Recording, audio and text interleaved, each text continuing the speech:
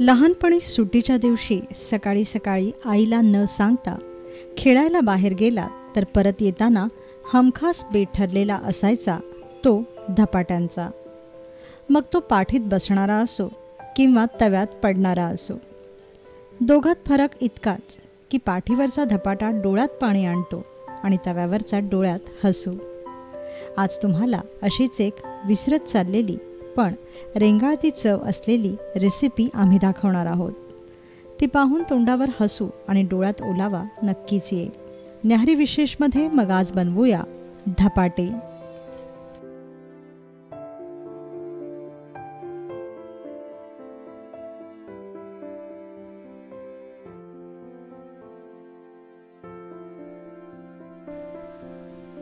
धपाटे बनवण्यासाठी आपल्याला लागेल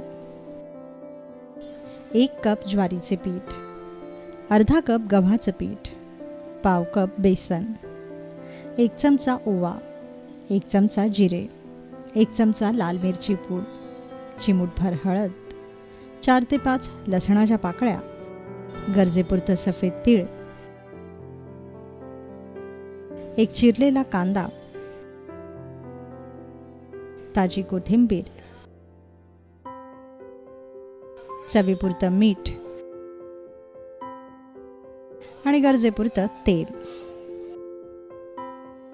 सर्वप्रथम सर्व सुकी जिनस एका वाडग्यात एकत्र करा.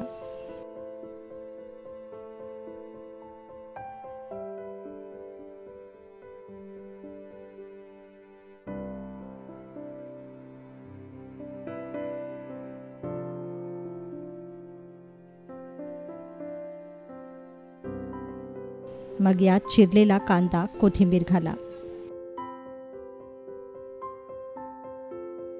चवीपुरतं मीठही घाला. आता थोडं थोडं पाणी घालून याची घट्टसर कणिक मळा.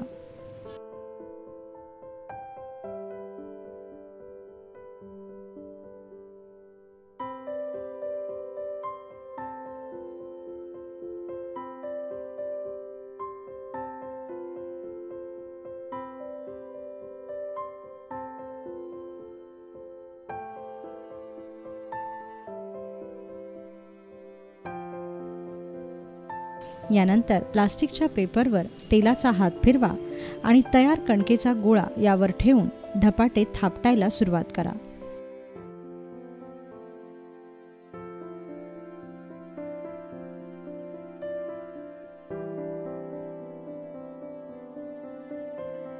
प्रथम बोटांनी आणि मग हाताच्या पंजांनी धपाटे अशा प्रकारे थापटून घ्या.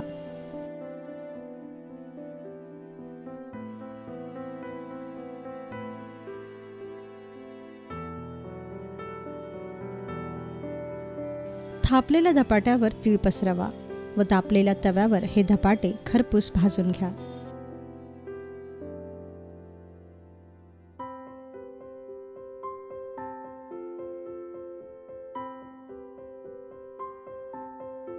धपाटे भाजताना बाजूने तेल सोडा.